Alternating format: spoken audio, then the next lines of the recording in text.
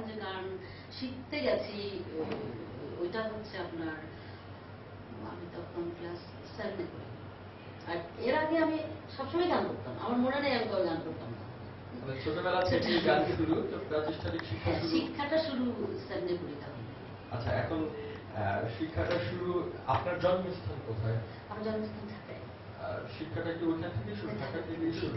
আমার প্রথম গানের স্কুল হচ্ছে আপনার নিকন নামে একটা গানের স্কুল ছিল, যেটা এখন ওই কাকরাইল লিটল ফ্লাওয়ার স্কুলে ওখানে ছিল স্কুলটা। স্কুলটার প্রতিষ্ঠাতা ছিলেন নাচের খুব বিখ্যাত মানুষ জিএ মান্নান।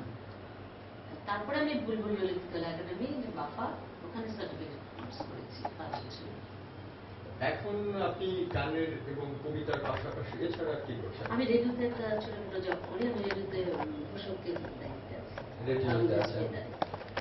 বাংলাদেশ বেতারে আপনাকে মাঝে মাঝে না, সপ্তাহে 5 দিন আমার পাওয়া যায়। সপ্তাহে 5 দিন। এখন আপনার যে গানগুলো আছে, আপনি মূলত কোন গানগুলোর উপর আপনার গুরুত্বটা বেশি? আমি মূলত গাই রবীন্দ্রসঙ্গীত। রবীন্দ্রসঙ্গীত গাই। পঞ্চকবির গান আমার ভালো লাগে, অতুল প্রসাদ, জিএল রায়, রজনীকান্ত, নজরুল। আর এমনিতে কিছু কিছু গান আধুনিক, মানে এখনকার আধুনিক গান, কথা ভালো লাগলে, সুর ভালো লাগলে করতে চেষ্টা করি। এখন গানের এতগুলো শাখা, এতগুলো শিল্পী, বাংলাদেশে তো বাংলা গানের শিল্পীর অভাব নেই। এই শিল্পীগুলোর ভিতরে আপনার রবীন্দ্রনাথকে কেন বেছে নিয়েছেন আপনি? রবীন্দ্রনাথকে বেছে নেওয়ার কারণটা কি? আসলে বেছে নেওয়াটা না অজান্তে হয়েছে। আমি যখন বুঝতাম না রবীন্দ্রনাথ কি, তখন আমি বাচ্চাদের অনুষ্ঠান করতে যেতাম বাংলাদেশ বেতারে, ছোটদের অনুষ্ঠান করতে, খেলাঘর। আমি এখন চিন্তা করলে দেখি ওখানে আমাকে গান করতে বললে আমি রবীন্দ্রনাথের গান গাইতাম, কিন্তু তখন আমি জানতাম না যেটা রবীন্দ্রনাথের গান। আমার এই গান কেন টেনেছিল আমি নিজেও জানি না। এখন রবীন্দ্রনাথের গানের ভিতরেও তো অনেকগুলো শাখা আছে, অর্থাৎ এমন কোন শাখা নেই যেখানে রবীন্দ্রনাথের বিচরণ নেই। এখন এর ভিতরে আপনার কি কোনো পছন্দের জায়গা আছে যে আপনি শুধু ওই জায়গাটারই গান করেন? রবীন্দ্রনাথ বর্ষা নিয়ে গান করেছেন? না, রবীন্দ্রনাথের গান অ্যাকচুয়ালি কি, আমার এখন কোন গানটা ভালো লাগবে এটা এখনকার সময়, পরিবেশ, মানসিক অবস্থার উপর ডিপেন্ড করে। আসলে কোন ধারাটায় আজকে ভালো লাগবে, এখন ভালো লাগবে, বা এখন যেটা ভালো লাগবে রাতে হয়তো সেই গানটা আমার আর গুনগুন করতে ইচ্ছা করবে না, হয়তো আরেকটা এসে আমার প্রভাব পড়বে। রবীন্দ্রনাথের সব গানের উপরই আপনার রবীন্দ্রনাথের গান মানে হ্যাঁ, টোটাল রবীন্দ্রনাথের সব গান। আমি শ্রোতা বন্ধুদের উদ্দেশ্যে বলছি, শ্রোতা বন্ধুরা আপনারা যদি আমাদের আজকের অতিথির সাথে কথা বলতে চান, আপনাদের প্রিয় শিল্পীর সাথে কথা বলতে চান সরাসরি, আপনারা ফোন করতে পারেন 019148429995 এই নাম্বারে, এবং আপনারা আপনাদের মনের কথা এবং আপনাদের যদি কোনো অনুরোধ থাকে আজকের শিল্পীর কাছে, আপনারা খুদে বার্তার মাধ্যমে পাঠিয়ে দিতে পারেন আপনাদের মনের কথাগুলো। যেভাবে পাঠাবেন, আপনার মোবাইলের মেসেজ অপশনে যাবেন এবং প্রথমে টাইপ করবেন আপনার নাম, দেন একটি স্পেস দিয়ে লিখবেন আপনার যত কথা আছে, আপনার কোনো অনুরোধ, আপনার মনের যত কথা, তারপর পাঠিয়ে দিবেন 019148429995 এই নাম্বারে। আমরা আবারও ফিরে যাচ্ছি আমাদের আজকের অতিথি মাহবুবা কামাল বিনুর কাছে। আপনি কি রবীন্দ্রসঙ্গীত ছাড়া অন্য কোনো সঙ্গীত কখনো, মানে আপনার যে অ্যালবামগুলো, আমরা জানি আপনার বেশ কিছু অ্যালবাম বের হয়েছে, আপনার টোটাল অ্যালবামের সংখ্যা কয়টি? আমার অ্যালবাম 7টা-8টা বেরিয়েছে। অ্যালবাম এখন তো সিডি, তখন আমি 92-তে আমার প্রথম বের হয়। প্রথম 4টা হচ্ছে ক্যাসেট, যেগুলো আমার বাসায় সংগ্রহে আছে। এই তো 7-8টা বেরিয়েছে। 7-8টা। এখন এই গানগুলো কি সবই রবীন্দ্রনাথের? সবই রবীন্দ্রনাথের। আর আমরা যে বিষয়টা জানি, আপনি একাধারে সঙ্গীত শিল্পীর পাশাপাশি আপনার আরেকটা পরিচয় আছে, সেটা হচ্ছে আপনি একজন কবি। অ্যাকচুয়ালি একদম কবি কথাটা বলার মধ্যে আমার একটু আপত্তি আছে। আমি লিখতে চেষ্টা করছি, আমি কবি, আমি এখনো নিজেকে ওরকম মনে করছি না অ্যাকচুয়ালি। হ্যাঁ, আসলে আমরা এরকমটাই দেখি, অর্থাৎ কবিরা কখনোই স্বীকার করে না যে সে কবি। তাদের একটাই কথা, আমি চেষ্টা করি। অনেক শিল্পী আছে যাদেরকে যদি এখনো জিজ্ঞেস করলে তারা এখনো বলে আমি এখনো শিখছি। নিশ্চয়ই, শেখার তো আসলে কোনো, আমি যদি যেদিন আমার শেখা শেষ হয়ে যাবে ওই দিন তো আমি শেষ। অর্থাৎ আপনি যতদিন বাঁচবেন ততদিন শিখবেন। আপনার, আমরা জানি আপনার একটি কবিতার সংকলন, একটি সিডি আকারে বের হয়েছে। এই সিডিটার ব্যাপারে আপনি কিছু বলেন? অনেকদিন থেকে আমার ইচ্ছা ছিল তো এরকম যে একটু কবিতার করব, তো ওরকম করতে করতে অনেকদিনই ভেবেছি যে রেকর্ড করবো এভাবে একদিন করেই ফেললাম আর কি। এটার সঙ্গীত পিছনে যে মিউজিক করা আমার নিজেরই করা, সবকিছু ওইভাবে করা। আপনার নিজের লেখা কবিতার সংখ্যা কত?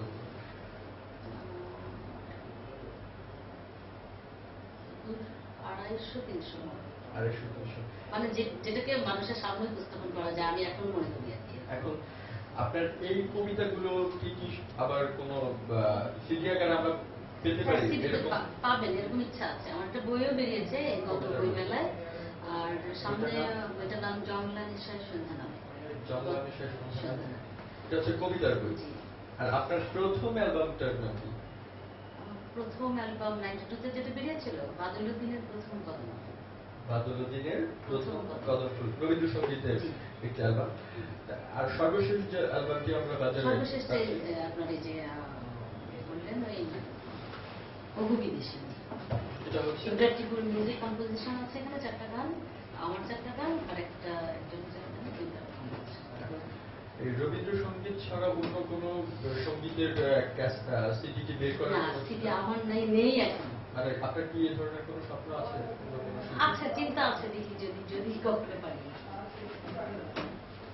আর গান এবং কবিতা এর পাশাপাশি আপনি কিসের সাথে জড়িত? গান, কবিতা আর নিজের রেডিওতে বেতারে ঘোষণা করি। কিছু কিছু আমি আসলে প্রোগ্রাম বানাই নিজে, ফ্রিল্যান্সার, ওই ভিডিও মিউজিকের কিছু কাজ করি। একটা নাটক লেখা আছে, স্ক্রিপ্ট করেছি, ওটা পড়ার ইচ্ছা আছে, জানি না পারবো কিনা, তবে ইচ্ছা আছে। মানে এখন যে নাটকটা লিখেছেন ওটাকে ওটা নাটক আমি মিন্সকি রবীন্দ্রনাথের একটা কবিতা থেকে আমি ওটা নাটক লিখে রেখেছি, এটা আমার করার ইচ্ছা। আচ্ছা, এবার আরেকটা বিষয়ে একটু কথা বলি, যেটা হচ্ছে আপনার ফ্যামিলি সম্পর্কে। পরিবারে কে কে আছে? আমার ফ্যামিলি, আমার 2 বাচ্চা, আমার হাজবেন্ড আর আমার ভাই, আমরা 8 ভাই বোন। আমার বাবা মা বেঁচে নেই, আমার 7 ভাই, আমি 1 বোন। 7 ভাইয়ের বোন, 7 ভাইয়ের 1 বোন চম্পা। আপনার এখন আপনার ছেলে মেয়ে এবং হাজবেন্ড এদের সম্পর্কে কিছু বলেন। আমার ছেলে মেয়ে দুজনই বাইরে আছে, ওরা পড়াশোনা করছে। মেয়েও গান করে, ভালো গান করে, নিজে ভালো। ছেলেও পড়ান, গ্রাজুয়েশন করছে। হাজবেন্ড এখানে আছেন, উনি সরকারি চাকরি। এই হচ্ছে সুখের সংসার। সারাদিন কাটে কি করে আপনার? সারাদিন এই রেডিও থাকে আমার 5 দিন, বাসার কাজ, টুকটাক লেখালেখি, এগুলো করে যে গান তো আছে চর্চা। আপনি অবসর সময়ে কি গান শোনেন নাকি কবিতা? গান শুনি, নিজে গান করি, টেলিভিশন দেখি। এভাবেই সময় আমি কাটে। খুব টেলিভিশন দেখি, টেলিভিশন নিউজগুলো দেখি, বিভিন্ন রকমের অনুষ্ঠান আমি দেখি। আচ্ছা, এখন আপনার রবীন্দ্রনাথের কোন গানগুলো, কোন সময়ের গান আপনাকে সবচেয়ে বেশি, রবীন্দ্রনাথের কোন গান আপনাকে সবচেয়ে বেশি আকর্ষণ করে? আমাকে বেশি আকর্ষণ করে, এটা বললাম, এটা না অনেকটা হয় কি সময়ের উপর নির্ভর করে। যেমন প্রকৃতির গানগুলো ভালো লাগে রবীন্দ্রনাথের পূজা পর্যায়ের গান তো মানে আপনার একেবারে অতুলনীয়। রবীন্দ্রনাথের প্রেমের গান, রবীন্দ্রনাথের দেশের গান। আমাদের কাছে আমাদের এক বন্ধু খুদে বার্তা পাঠিয়েছে ঝিনাইদহ থেকে, চয়ন। ধন্যবাদ চয়নকে। চয়ন চ্যাটে লিখেছে, গান, কবিতা, রেডিও এত কিছু সামলানোর পর পরিবারকে কতটুকু সময় দিতে পারেন? আমাদের আজকের অতিথির কাছে চয়নের মেসেজটা হচ্ছে, এত কিছু সামলানোর পরে আপনি পরিবারকে কতটুকু সময় দেন? আসলে না, সবকিছু আপনার নিজের ভাগ করে নেওয়ার উপর ডিপেন্ড করে। আজকে আমি এখানে আসবো, ঢাকা শহরে কিন্তু অনেক যানজট। তো আমাকে নির্ধারণ করতে হবে আমি কখন কাজ শেষ করি, কখন আমি স্টার্ট করলে বাসা থেকে এতটুকু রাস্তা আমি কখন যে পৌঁছতে পারবো, সবকিছু এটার উপরে ডিপেন্ড করে। অর্থাৎ আপনি আগে থেকে আমার গোছানো সব সেট করা থাকে যে আপনি কাকে কতটুকু সময় দিবেন? জি, আমার বেতারের কাজটা আমার ওইভাবে সময়টা নির্ধারণ করে নেয়। আমাদের তো আপনার ডিউটিটা তো ইয়ে হয়, 3-4টা পাল্লা থাকে আমাদের সারাদিনে 24 ঘন্টা। তার মধ্যে আমি ওরকমই একটা সময় আমার বেছে নেওয়া, যখন আমি বাড়ি সব সামলে যেতে পারবো। পরিবারের কি কোনো আক্ষেপ আছে আপনার উপর যে এত কিছু করেন, তাদের কি আপনি কম সময় দিচ্ছেন? আমি বাচ্চারা যখন আমার ছোট ছিল, যখন বাচ্চারা 7-8 পর্যন্ত পড়তো, আমি তখন এত রেডিওতে তখন 1 দিন যেতাম কি 2 দিন যেতাম, সেরকম। এখন যখন তারা বড় হয়েছে আমি সময়টা বাড়িয়ে দিয়েছি। এখন তাদের আক্ষেপ আছে কিনা আমি থাকতেই পারে, আক্ষেপ তো থাকতেই পারে স্বাভাবিক। এখন আপনাকে নিয়ে আপনার বাচ্চাদের গর্ব কতটুকু, আপনার ছেলে মেয়ে, আপনার সন্তানের গর্ব সেটাও কতটুকু? আমার ধারণা আসলে নাই, একেবারেই নেই।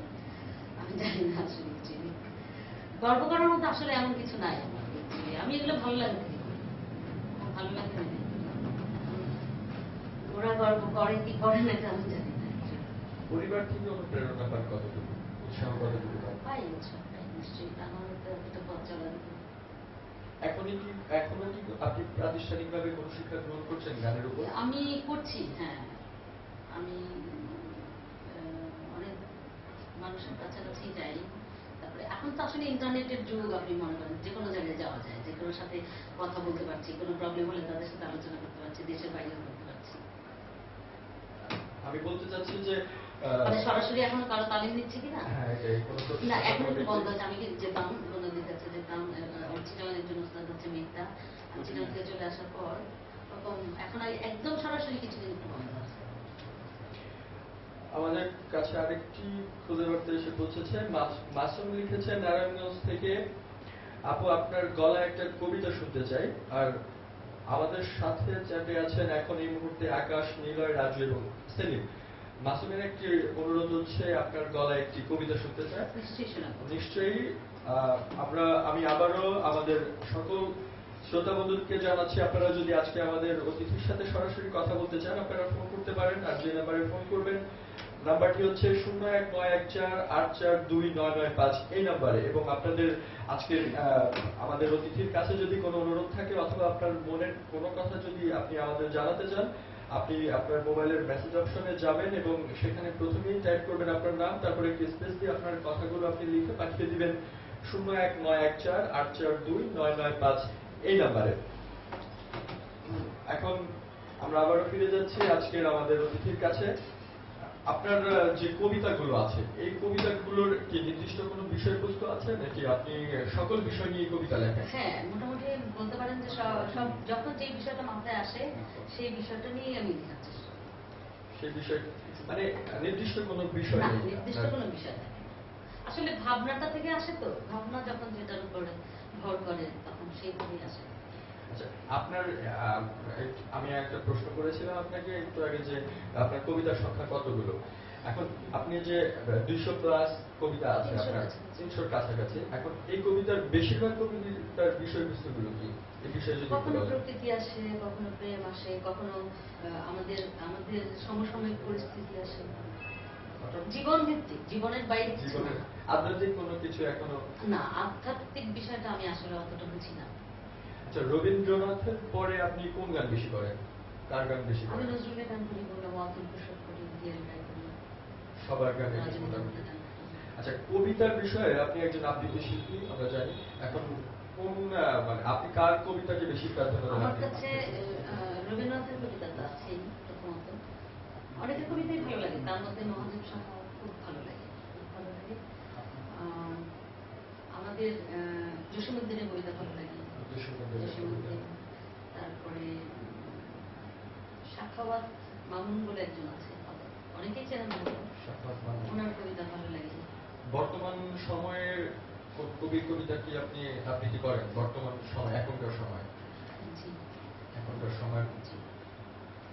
আর আপনার এই আমরা কি আমাদের মাঝে আমরা এখন শ্রোতা বন্ধুরা সরাসরি চলে যাচ্ছি গানে। আর গানটি আজকের অতিথি মাহবুবা কামাল বেনুর কণ্ঠে রবীন্দ্রসঙ্গীত শিল্পী ওগো বিদেশিনী অ্যালবাম থেকে আমি চিনি গো চিনি।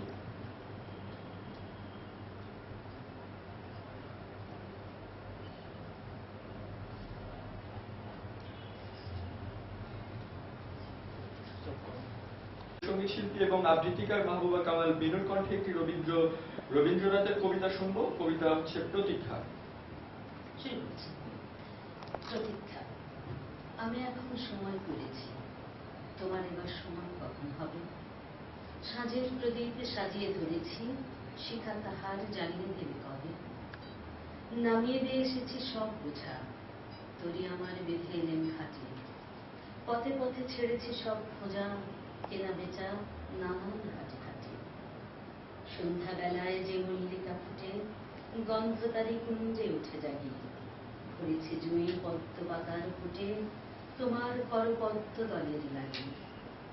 রেখেছি আজ শান্ত শীতল করে অঙ্গন মোর চন্দন সৌরভে, সেরেছি কাজ সারাটা দিন ধরে, তোমার এবার সময় কখন হবে?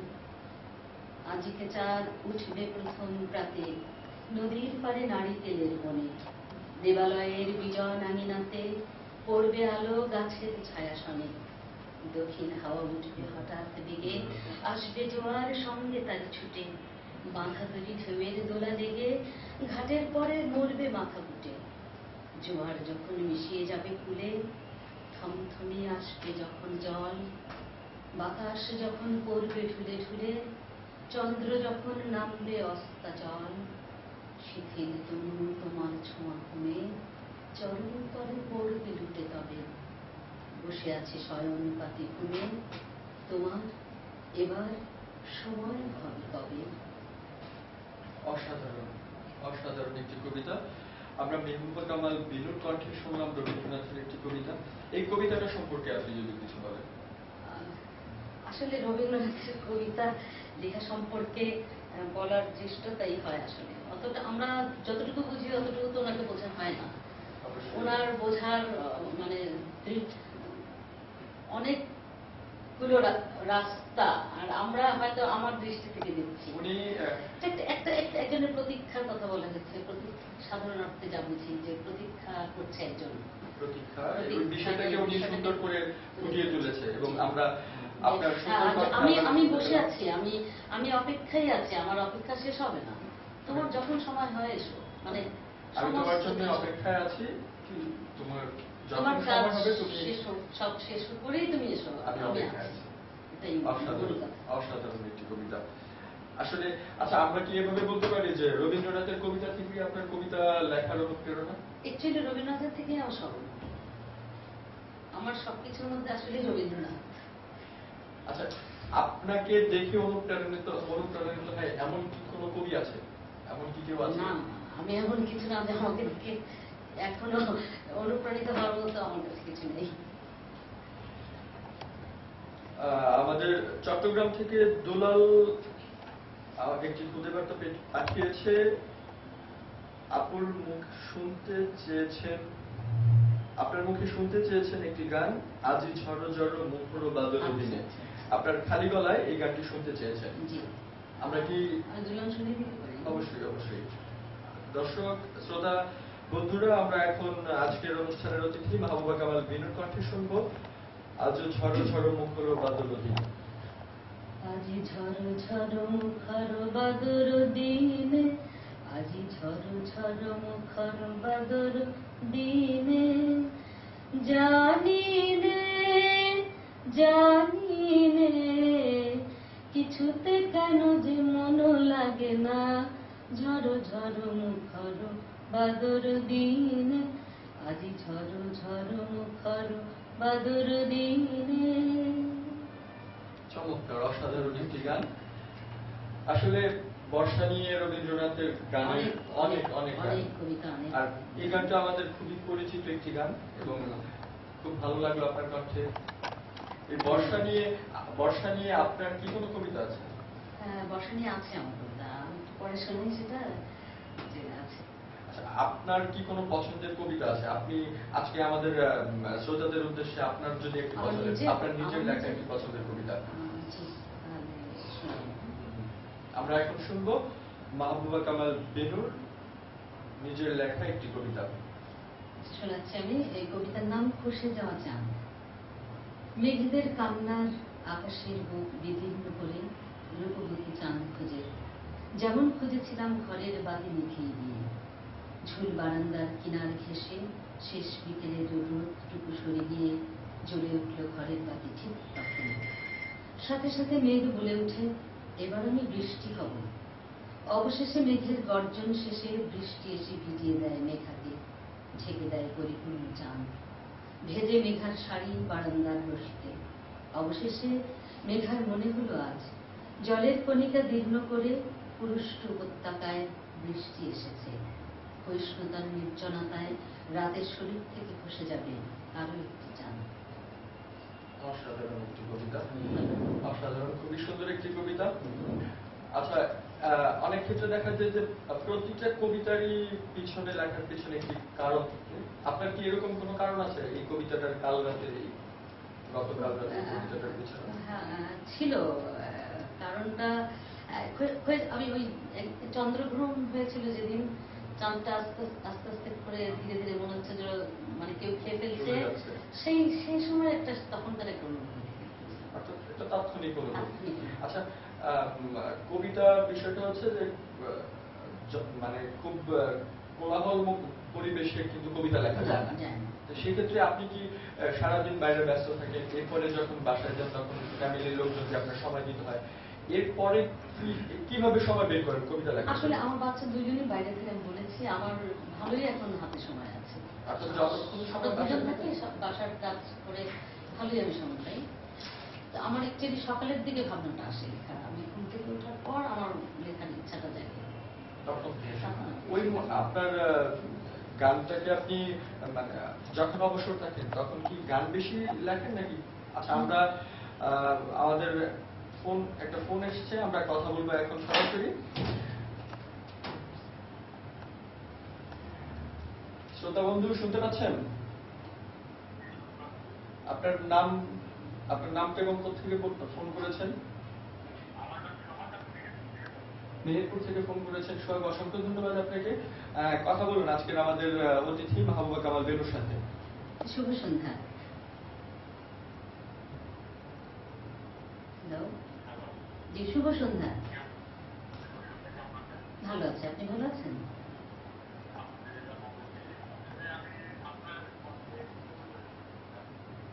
জি আমি শোনাচ্ছি, আরো শোনাবো।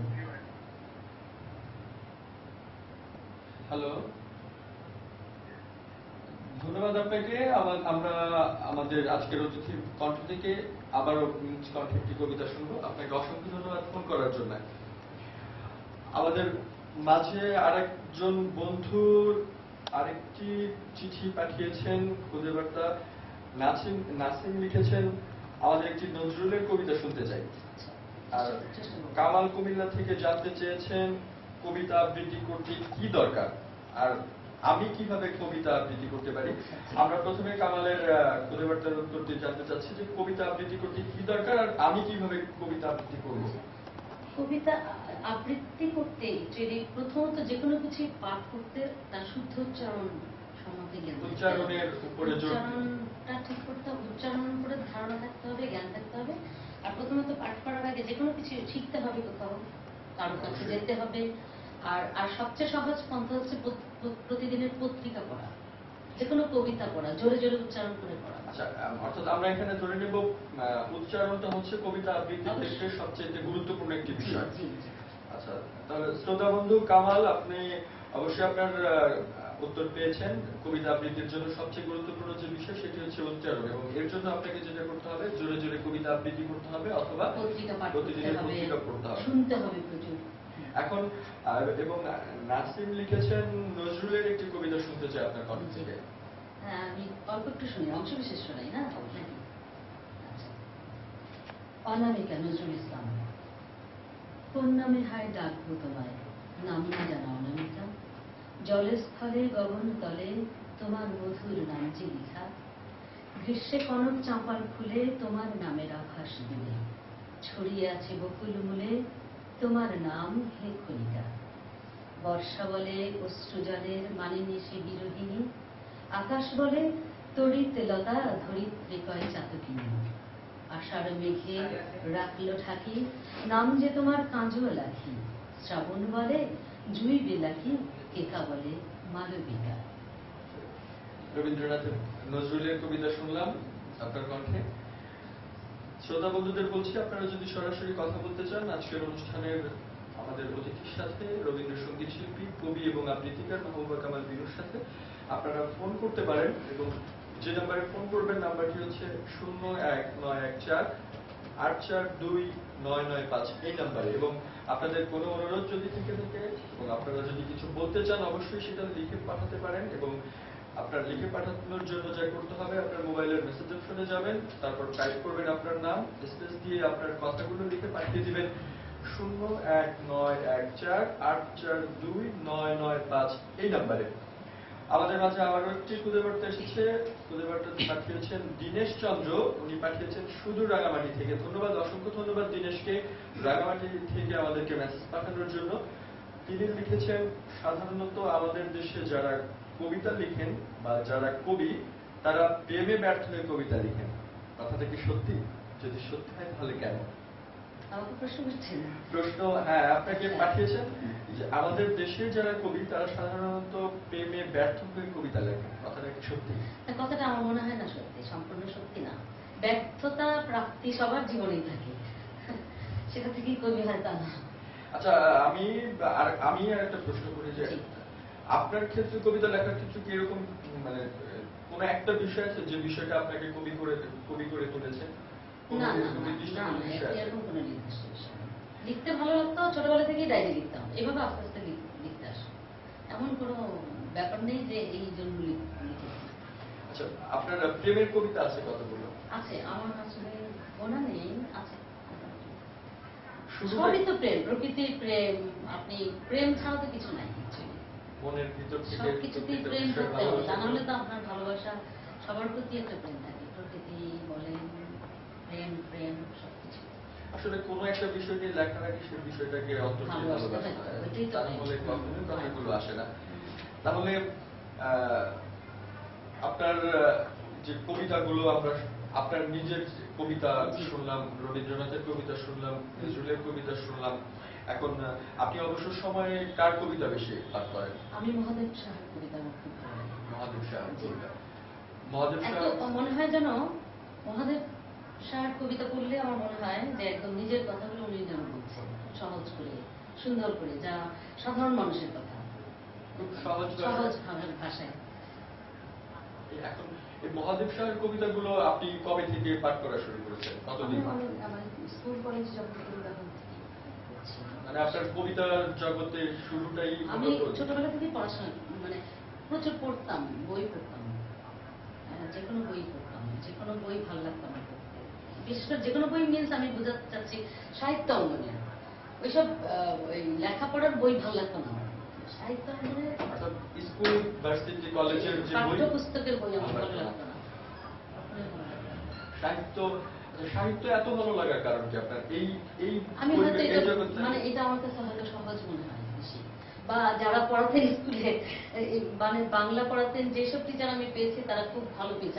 আমার মনে হয় তারা আমার দৃষ্টি আকর্ষণ করতে পেরেছেন, বা ওনাদের পড়ানোর আর অন্যান্য সাবজেক্ট যারা পড়াতো তাদের তারা হয়তো দৃষ্টি আকর্ষণ ওইভাবে করতে পারেনি।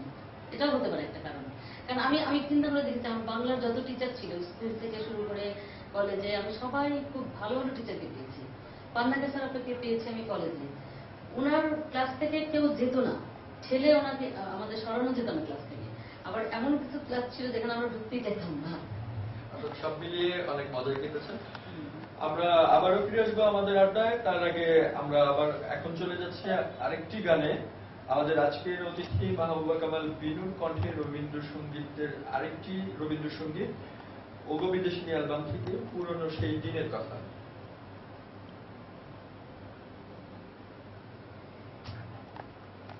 সাহার একটি কবিতা, আমাকে আর কোথাও পাবে না।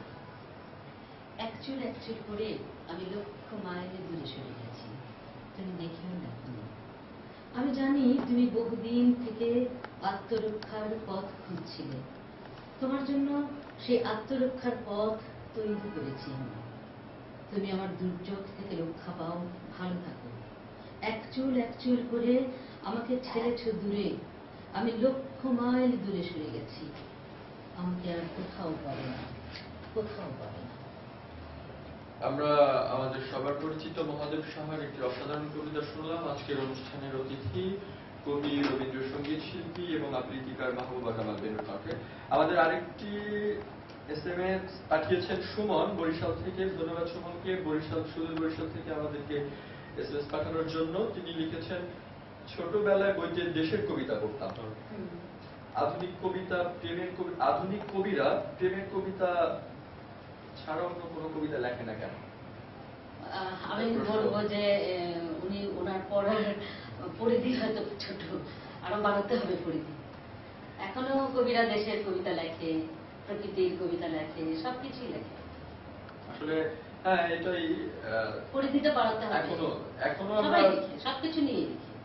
বরঞ্চ আরো আগের থেকে কবিতা লেখার এখন আরো হ্যাঁ। পরিমাণটা দেখা যায় যে কিছু কিছু ক্ষেত্রে বেশি। ছেলে মেয়েদের মধ্যে এসছে।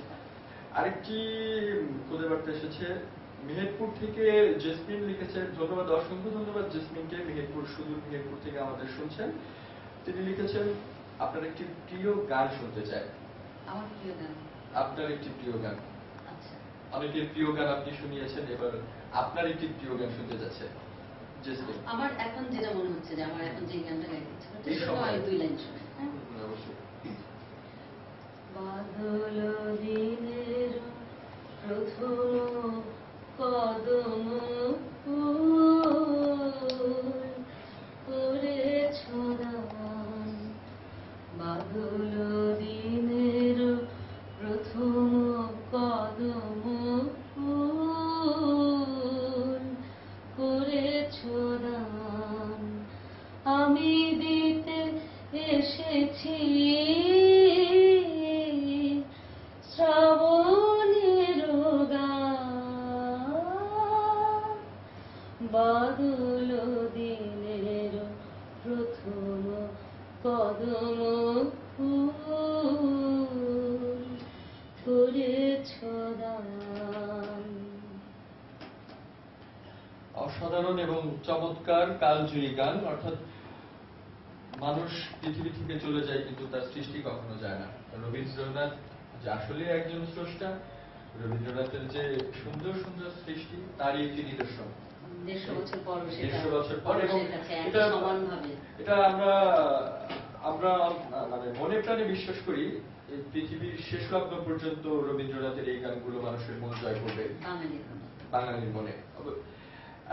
আমি আবারও বলছি, যে সকল বন্ধু আজকের অনুষ্ঠানের অতিথির সাথে সরাসরি কথা বলতে চান, আপনাদের প্রিয় অতিথি কবি, রবীন্দ্রসঙ্গীত শিল্পী এবং আবৃত্তিকার মাহবুবা কামাল বিনু, আপনারা ফোন করতে পারেন এবং ফোন করার জন্য যে নাম্বারটি ইউজ করবেন, নাম্বারটি হচ্ছে 01914 8429995 এই নাম্বারে। এবং আপনাদের কথাগুলো যদি আপনারা আমাদেরকে লিখে পাঠাতে চান, সেক্ষেত্রে আপনারা আপনাদের মোবাইলের মেসেজ অপশনে যাবেন, তারপর আপনার নামটি টাইপ করবেন, দেন একটি স্পেস দিয়ে আপনার কথাগুলো লিখে পাঠিয়ে দিবেন 01914 8429995।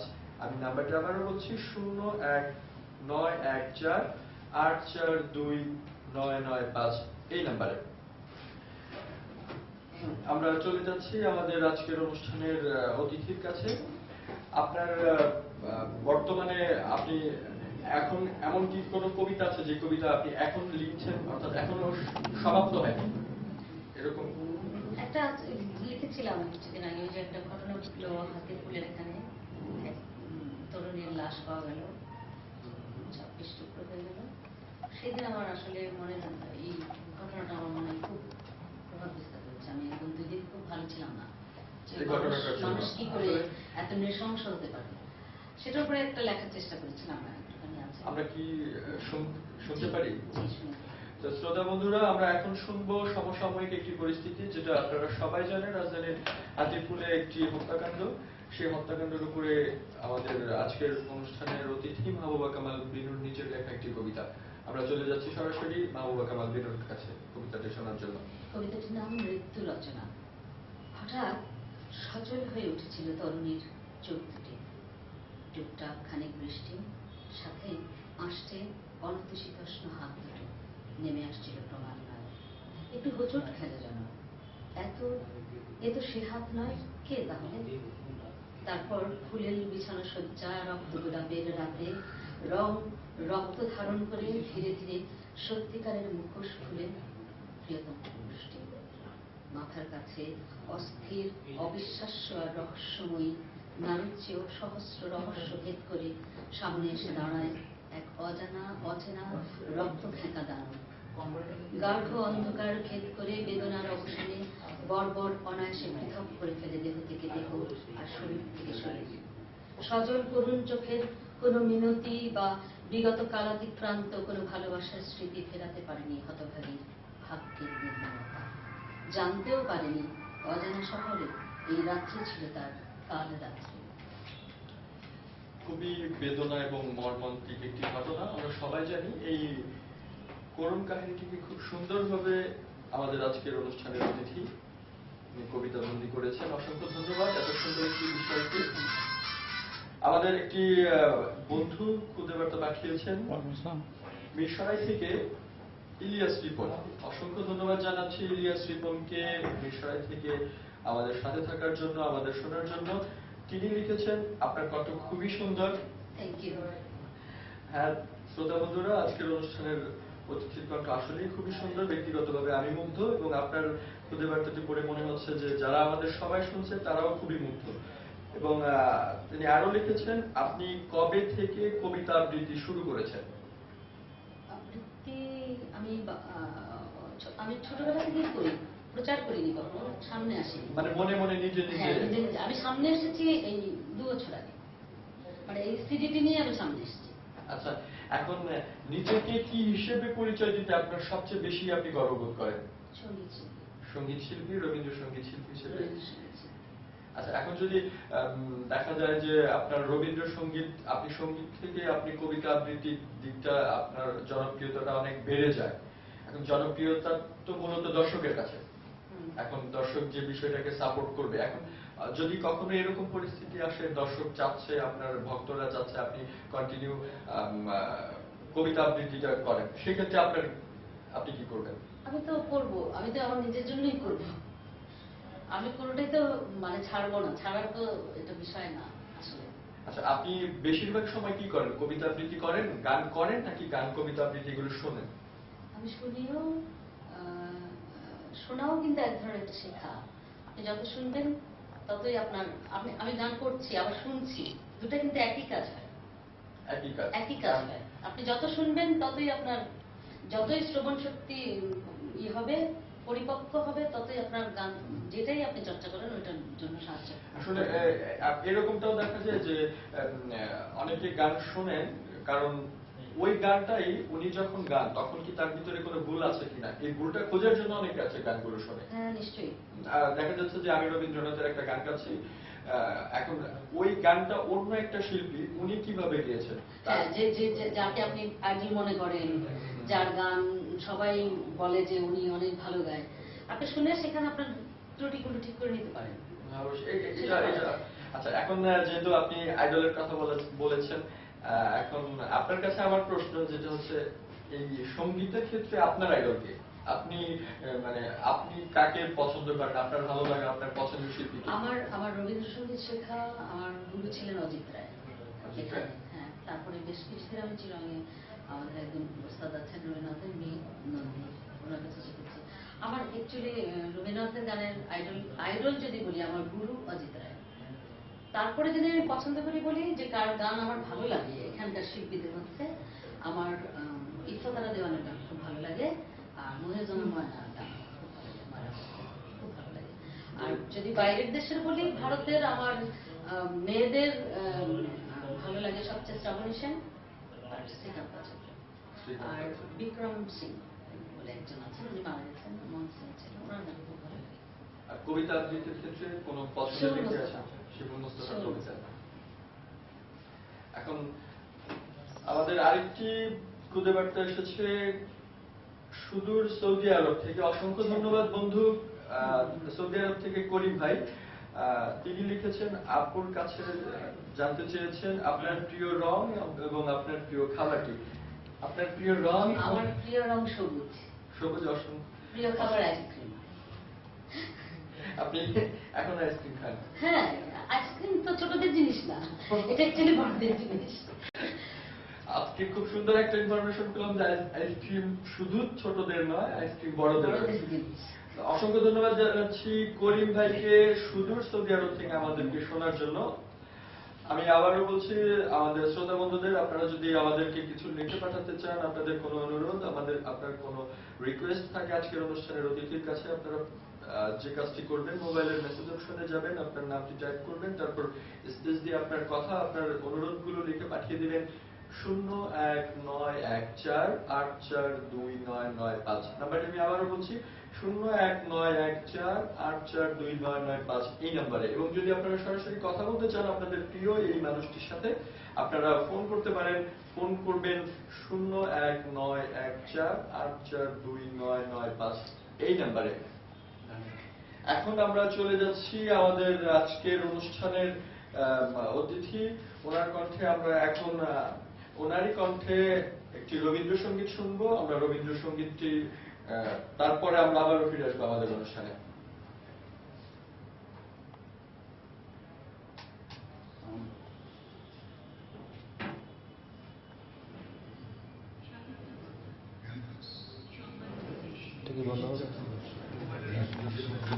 জানাচ্ছি মৌ লিখেছেন আরো যে অনেক মিস করছি, আর আপুর সঙ্গে খুব ভালো লাগছে। অসংখ্য ধন্যবাদ জানাচ্ছি মৌকে আমাদের সঙ্গে থাকার জন্য। আমরা চলে যাচ্ছি আমাদের আজকের অনুষ্ঠানের অতিথির কাছে, মাহবুবা কামাল বিনুর কাছে। আপনার এখন তো বর্ষাকাল, বর্ষাকাল আমাদের সবারই খুব পছন্দের একটি। এখন রবীন্দ্রনাথ, নজরুল এবং অনেক শিল্পী, অনেক কবিতা অনেক সময় এই বর্ষাকে নিয়ে, কদম ফুলকে নিয়ে অনেক কিছু লিখেছেন। আপনার নিজের বর্ষা নিয়ে কি কোনো কবিতা? আমি চেষ্টা করেছি লিখতে। আমরা কি শুনতে পারি আপনার? আমরা এখন শুনবো বর্ষা নিয়ে মেহবুবা কামাল বিনুর নিজের লেখা একটি কবিতা। কবিতার নাম বর্ষা। বর্ষা মেঘ গুড় গুড় যাবি তুই, নাও আছে নদী আছে, গাছের ছায়ার মায়া আছে, হেঁটে যেতে রাজি তুই। বেজায় কালো আকাশ আজ, জলের বুকে গা ভাসিয়ে, চল না তবে ছুটে যাই। মুসুর ডালের বড়া আছে, কড়ইশুঁটি ভাজা সাথে, কুল তেঁতুল হলে পরে বেজায় হতো কেমন না রে। চিনে বাদাম উহু ভিজবে যে, জল ঝড় সাপ ব্যাং ঝাল মিঠা শিলাবৃষ্টি, সাপের খনা চোখের পাতায়, মন পবনের চালের বাতায় ফুলেছে ফুসছে ঢেউ। বর্ষা জলে স্নান শেষে আকাশের রং বুকে মেখে, ঘরবার সমান দেখি রে বন্ধু, ঘরবার সমান দেখি। আসলে কবিতাটা আমার মনে হচ্ছে এটা আপনার কবিতা, আপনি লিখেছেন, কিন্তু কবিতাটা প্রত্যেকটা মানুষের মনের কথা, সবারই মনের কথা। তাহলে একটা কবিতা হয়েছে। আসলে আমরা বর্ষাকালে যে বিষয়গুলোকে খুব বেশি পরিমাণে মিস করি, আপনার কবিতার ভিতরে সেই কথাগুলো আছে। এখন আমরা আবারও বলছি, আমরা কোন দর্শক যদি ফোন করতে চান, সরাসরি কথা বলতে চান, আপনারা যে নাম্বারটি ইউজ করবেন 019148429995 এবং কোন মনের কথাগুলো যদি লিখে পাঠাতে চান, তাহলে আপনার মোবাইলের মেসেজ অপশনে গিয়ে টাইপ করবেন আপনার নাম, দেন একটি স্পেস দিয়ে মনের কথাগুলো লিখে পাঠিয়ে দিবেন 019148429995 এই নাম্বারে। আরেকটি খুদে বার্তা এসেছে কুষ্টিয়া থেকে লিটন। অসংখ্য ধন্যবাদ জানাচ্ছি কুষ্টিয়া থেকে লিটন, আপনি আমাদের শুনছেন, আমাদের সঙ্গে আছেন। তিনি লিখেছেন, আপনার সন্তানরা কি আপনার মতো আবৃত্তি করেন? আমার ছেলে মেয়ে দুজনেই খুব ভালো গান করে, লিখে, নিজেদের লেখা গান করে, নিজেরাই সুর করে, ওরা খুব ভালো লিখে। ওরা কি আপনার কাছ থেকে অনুপ্রেরণা পেয়েছে? আপনাকে দেখেই কি ওদের এই ইচ্ছাটা হয়েছে? তা তো নিশ্চয়ই, মার মতো হব না, ওদের ভিতরে এই জিনিসটা জন্ম নিয়েছে যে একটা কালচারাল ব্যাপার দেখেছে বাসার মধ্যে, ওরা পরিবারটার মধ্যে দেখেছে, আমাদের ফ্যামিলির মধ্যে ছিল। আপনি কি চান আপনার ছেলে মেয়েরা কার মতো হোক, কি হোক, কোন সেটা ওদের ব্যাপার, কিন্তু আমার কথা হচ্ছে যে আমার ছেলে মেয়ে, আমার কাছে একটা জিনিস ভালো লাগে যে আজকালকার ছেলে মেয়েরা, অনেক বেশিরভাগ ছেলে মেয়েদের আমি দেখি, খুব দুঃখের সাথে বলছি, যে ইংরেজি ধারণা, পড়াশোনা করলে পরে বাংলা একেবারে ধারে কাছে যেতে চায় না, বাইরে থাকলে তো পরে তো বাংলায় কথা বলেই না। সেই ব্যাপারে আমি খুব সুখী। হ্যাঁ, আমি সেই ব্যাপারে খুব সুখী যে আমার ছেলেমেয়েরা বাংলায় কথা, আমার সাথে কখনোই একটা ওয়ার্ডও তারা ইংরেজি ব্যবহার করে না, কারোর সাথেই করে না। আর মানে আমাদের বাঙালিদের সাথে, এবং তারা বাংলা লিখে, বাংলা কবিতা লিখতে চায়, গান লিখে, সুর করে, এই জিনিসটা আমার। এখন কি হবে তারা, সেটা তাদের ব্যাপার। একটা জিনিস আমি তাদের ভিতরে এই জিনিসটা আছে, মনে প্রাণে মানে এই জিনিসটা আমার খুব ভালো লাগে। আসলেই আমরা বাঙালি হিসেবে গর্ব করার মতো আমাদের অনেক কিছু আছে। জি। সুতরাং অন্য কোনো ভাষা আশ্রয় নেওয়াটা আমাদের দরকার আমাদের নেই। প্রয়োজন নেই। বাংলাটা অন্য ক্ষেত্রে আমরা অবশ্যই যাব যেখানে প্রয়োজন, বাট অপ্রয়োজনে যাওয়ার কোনো প্রয়োজন দরকার নেই, নেই। কারণ বাংলা একটি সমৃদ্ধ যেখানে ভাষা। ইংরেজি বলার দরকার নেই সেখানে আমাদের দরকার নেই বলার। অবশ্যই সেটাই। আমরা মূলত প্রাধান্য দেব বাংলাকে, বাংলায়।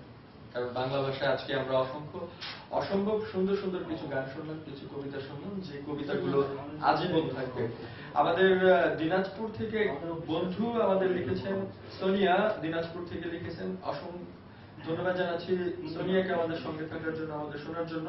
তিনি লিখেছেন, আপু আপনি বাংলাদেশ বেতারে কোন সময় অনুষ্ঠান করেন এবং সে অনুষ্ঠানের নাম কি? আমি বাংলাদেশ বেতারে একজন অনুষ্ঠান ঘোষক। আমি বেতার ঢাকা কতে আমি থাকি সোমবার বুধবার দুপুর 3টা বিকেল 3টা থেকে সন্ধ্যা 7টা পর্যন্ত। FM 100-এ থাকি মঙ্গলবার রবিবার বেলা 1টা থেকে 3টা পর্যন্ত। কমার্শিয়ালে থাকি শনিবার 12:30 থেকে 4টা পর্যন্ত। অনেক ব্যস্ত মানুষ আপনি, গান কবিতা সংসার এবং এই রেডিও নিয়ে আছেন। আচ্ছা, আপনার স্বপ্ন কি? ভবিষ্যতে আপনার স্বপ্নটা কি? এখন আপনার ভবিষ্যৎ পরিকল্পনাটা কি এই বিষয়গুলো নিয়ে, গান কবিতা বা টোটালি সমগ্র বিষয় নিয়ে আপনার স্বপ্ন? আমার ভবিষ্যতের পরিকল্পনা স্বপ্ন সবকিছু এটাই, এভাবেই চলে যাক। গান গাচ্ছি, লিখছি, এই কাজ করছি, এই অনুসন্ধানের ভিতরেই কিন্তু আছে, এর বাইরে কিন্তু কিছু করতে পারছি না, জানিও না কিছু এর বাইরে। এই যে গান বলেন কবিতা বলেন এগুলো কি আপনি মনের আনন্দে করেন নাকি যে নিজের সুনামের জন্য করেন, যে আমার সুনাম হোক, এই ধরনের কোনো বিষয় কি কাজ করে? সুনামের কথা কখনো মাথায়ও আসে নাই। এটা আসলে একেবারে ছোটবেলা থেকে করা তো না, আমি 7-8 বছর বয়স থেকে তো সুনাম টুনামের চিন্তা আমার মাথায় কখনোই ছিল না। এটা আমার ভালো লাগে তাই করি, এটা আমাকে কেউ জোর করে থামাতেও পারবে না। এটা হচ্ছে সম্পূর্ণ একদম মনের ব্যাপার, ব্যক্তিগত আনন্দের ব্যাপার। মনের আনন্দের জন্যই আপনার ভালো লাগে করতে, এই সুখ পাই আমি করে, মনের সুখের মনের জন্যই। সুখের জন্যই করা। শ্রোতা বন্ধুরা, মনের সুখের জন্যই আমাদের আজকের অনুষ্ঠানের অতিথি মাহবুবা কামাল বিনুর এই গান, এই কবিতা, এবং আপনাদের মনে যদি কোনো সুখ থেকে পাবো। যে আমি তো টেলিভিশনে গান করি, বাংলাদেশ বেতার টেলিভিশন বিটিভিতে করি, অন্যান্য চ্যানেলও দেখা যায়। ইদানিং তো আমি দেখছি চ্যানেল 16 বলে একটা চ্যানেল এসেছে, ওখানে প্রায় তো আমার গান প্রতিদিনই তো প্রায় যায় গান, সকালে বোধহয় 8টার পর রবীন্দ্রসঙ্গীত। শ্রোতা বন্ধুরা, আমরা কথা বলছিলাম আমাদের আজকের অনুষ্ঠানের অতিথি, পংক্তিমালার গান আড্ডা এবং কবিতা নিয়ে অনুষ্ঠান পংক্তিমালার আজকের অতিথি মাহবুবা কামাল বিনু। উনি কবি, রবীন্দ্রসঙ্গীত শিল্পী এবং একাধারে উনি একজন কবিতা আবৃত্তিকার। প্রাণবন্ত একটি আড্ডা দিলাম আজকের অনুষ্ঠানের আমাদের অতিথির সঙ্গে। এখন আমাদের এই অনুষ্ঠান পরবর্তীতে আপনাকে আমরা আবারও কোনো একটা অনুষ্ঠানে আমন্ত্রণ জানাবো। শ্রোতা বন্ধুরা, আপনাদেরকে অসংখ্য ধন্যবাদ জানাচ্ছি এতক্ষণ আমাদের সঙ্গে থাকার জন্য। রেডিও BG24 লাইভে আমরা আমার পক্ষ থেকে একটু এখন আমরা অবশ্যই এখন শ্রোতাদের ধন্যবাদ জানাচ্ছি আমি।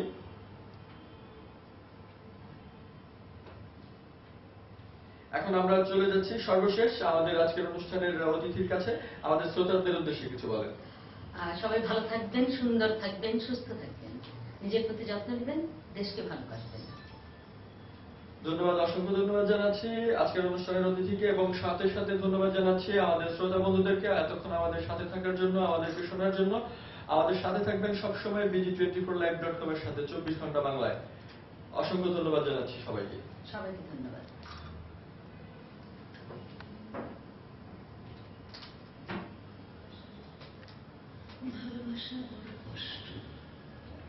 এটার অফ কোনটা? এটা লালটা অফ।